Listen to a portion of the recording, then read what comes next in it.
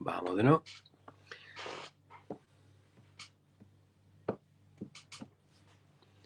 Hola a todos, bienvenidos a el extremo occidente, Santiago de Chile, con el apoyo técnico de OpenGato y el paraguas teórico de la Asociación Deportiva Dalma Daesa, organización que promueve la filosofía de las artes marciales y del taekwondo en particular. Habíamos mencionado, bueno, hemos estado mencionando al maestro Lee Chan-ho en las últimas reuniones que hemos tenido. Y habíamos hablado, ¿no es cierto?, del Samjae, que era el eje central de la filosofía incluida en el taekwondo, digamos, de la cultura coreana, para el maestro Lee Chan-ho. Y también mencionamos otras cosas. Y en un elemento mencionamos también que el maestro Lee Chan-ho hace un guiño a Li Ching. Entonces hay que explicar un poquito qué es lo que es el Li Ching, digamos, antes de seguir avanzando. Entonces, primero, el Li Ching es un libro, ¿no? Digamos, en la actualidad nos ha llegado a nuestras manos como un libro, pero en realidad el I Ching es una tradición acumulada de experiencia, ¿no es cierto? Tanto mística como filosófica, que viene de muy antiguo, o sea, tan antiguo que es más antiguo que el budismo, que el taoísmo, que es más antiguo que el confucianismo. Incluso estamos hablando de una época en que los países como los conocemos hoy día no existen. O sea, no podemos hablar de China, ni de Japón, ni de Corea específicamente, porque estamos hablando de una época de miles de años antes de Cristo, en una época en que existe solamente una amalgama gigante de pueblos, ¿no es cierto?, nómades, circulando en las estepas asiáticas, digamos, y enfrentándose constantemente por los recursos disponibles y además en contra los elementos de la naturaleza, en una naturaleza conflictiva, agreste, o sea, con todos los elementos en contra para la existencia del ser humano. En esa situación, digamos, se va generando una acumulación de experiencia en relación a cómo explicarse la naturaleza. Pero me gustaría insistir que esto va más allá del racionalismo típico occidental, sino que estamos hablando de la experiencia de esta gente embuido en una naturaleza agreste y enfrentado a la sobrevivencia de la manera más pura. Entonces, esta experiencia va generando necesidades de explicarse qué son estas fuerzas de la naturaleza y por qué suceden las cosas como suceden. Enfrentarse al misterio de la vida y la muerte, enfrentarse a los conflictos con los otros seres humanos y enfrentarse a las dificultades de los medios materiales. Entonces surge la mitología, ¿no es cierto? Y en esta mitología, en el fondo, son la forma en que a través de la experiencia voy comprendiendo, voy dando la interpretación a los fenómenos que estoy observando y que estoy experimentando, en todo sentido, tanto humano como natural. Entonces surge una acumulación de experiencia básica, ¿no es cierto?, que en chino se llama Pakua y en coreano se llama Taegu Palgye. A partir de un principio único, desconocido, parte un principio binario, o sea, armonía por oposición, el yin-yang, ¿no es cierto?, que establece que después de este principio desconocido, unitario, se genera una expresión de naturaleza en forma dual, binaria. Entonces, tierra y cielo, sol y luna, día y noche, hombre y mujer, luz y sombra, etc. Todo se expresa a través de esta básica combinación binaria. Y de esta combinación binaria surge otro elemento, que es el tercer elemento, que son los trigramas, ¿no es cierto?, la familia celeste, el padre, la madre, los hijos y las hijas, hasta completar 8. ¿Ya? Esta familia celeste es cada uno una expresión de una fuerza naturaleza. ¿Ya? Y cada una de estas fuerzas de naturaleza es expresada alrededor del yin-yang con un trigrama, ¿no es cierto?, 3 rayitas, con una combinación binaria de rayitas cortadas y rayitas completas, hasta producir 8 símbolos. que como habíamos mencionado alguna vez está en la bandera coreana incluso. Entonces, estos trigramas se completan como 8. También representan los puntos cardinales, norte, sur, este, oeste, sureste, noreste, etc. Y representa también las estaciones del año, los ciclos de la naturaleza, todo ese tipo de cosas que era la experiencia habitual de esta gente. Y se interpreta como fuerzas naturales, ¿no es cierto? Por eso cada uno de estos elementos de la familia celeste está relacionado también con una fuerza específica.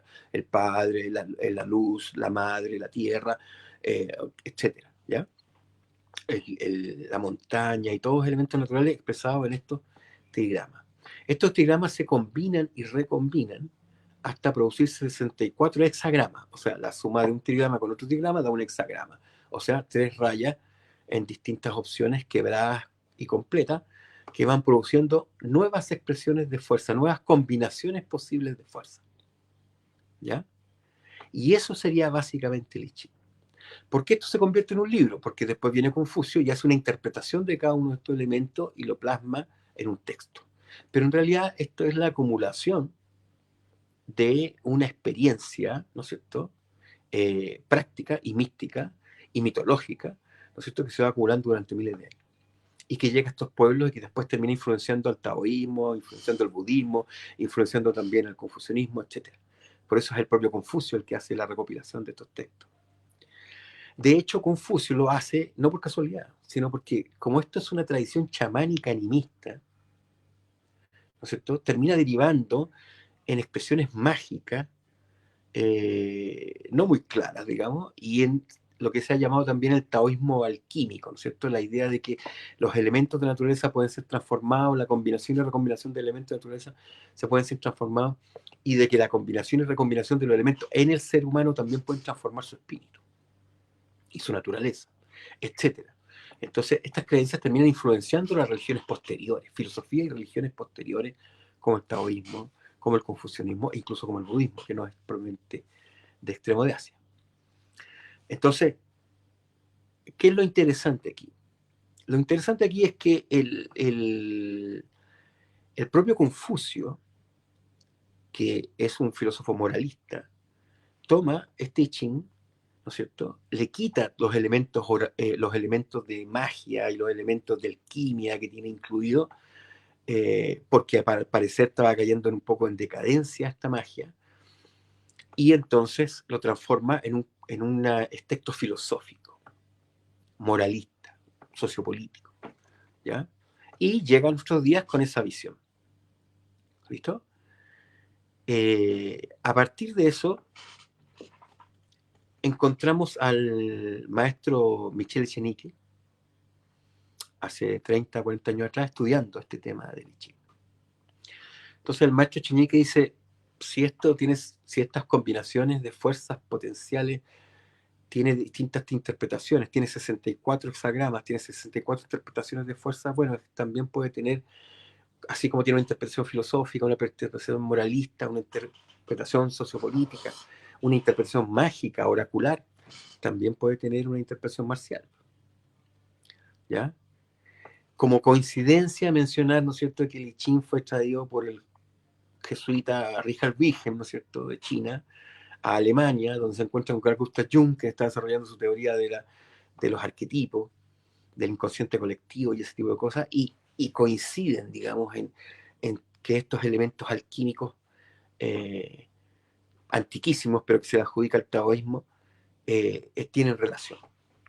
Y posteriormente tenemos la casualidad que el maestro Michel Echenique está estudiando estas materias y le está dando una interpretación marcial. O sea, cada una de estas fuerzas naturales, o esta combinación libre de fuerzas naturales, expresan una potencia. Y esa potencia puede convertirse en un estilo de arte marcial o puede convertirse en una escuela de arte marcial. O sea, a partir de la naturaleza del ser humano, cada ser humano enfrenta el conflicto de la vida y la muerte y enfrenta el conflicto de la guerra de distintas maneras, de la manera que le es más natural. Entonces, si hay una persona que le gusta más un arma que otra, si hay una persona que tiene más habilidad de una manera que de otra, va a tener una tendencia natural, ¿no es cierto?, a desarrollar ciertas capacidades para poder enfrentar estos conflictos dramáticos que tiene que enfrentar.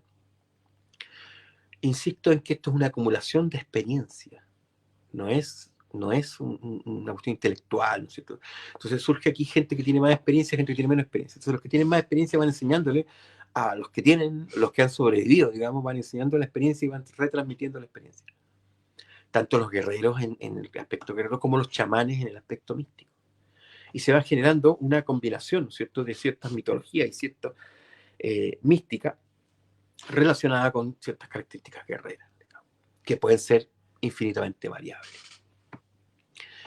Y por eso no es de extrañarse que lo encontremos profundamente integrados, estos conceptos del I Ching, en el taekwondo. Solo para mencionarlo por hoy día, vamos a mencionar que todo el sistema básico, ¿no es cierto?, de Taeguk, que son 8 fundamentalmente, y que tienen una relación directa con un trigrama específico, con una fuerza naturaleza específica, con un simbolismo específico, ¿no es cierto?, tienen que ver con la idea del Taeguk. De hecho, las formas básicas se llaman Taeguk, que como había mencionado al principio es el Yin-Yang coreano, ¿no es cierto? Y los Palgé, que son los trigramas. Entonces, no es casualidad que sean 8 trigramas relacionados con 8 Taeguk, que en el fondo reproducen el Taeguk Palgé de esta idea central que se llama en China Pakua, pero que en coreano es Taeguk Palgé. Todo el sistema básico de formas de taekwondo tiene un simbolismo relacionado con las fuerzas fundamentales del I Ching y los dos elementos básicos de esta constitución binaria de la familia celeste: padre, madre, hijos, hijas, cielo, tierra, luz, sombra, montaña, agua, fuego, etcétera. ¿Ya? Entonces, la relación del I Ching con el taekwondo es mucho más profunda de lo que uno podría pensar. ¿Ya? Como yo he mencionado, siempre está la bandera coreana. Entonces no es casualidad, hay una relación directa con la cultura coreana y hay una relación directa con la práctica del taekwondo. Por aquí lo vamos a dejar hoy día, solo para reflexionar el tema de los Taeguk, Palgé, y la relación con el ciclo básico de desarrollo del taekwondo para llegar a ser cinturón negro. Próximamente iremos viendo otros elementos, cómo está integrado, implícito, esta idea de combinación libre de fuerza, esta experiencia milenaria del pueblo coreano y de los pueblos asiáticos, digamos, que han llegado hasta nuestros días a través de este arte marcial que es el taekwondo.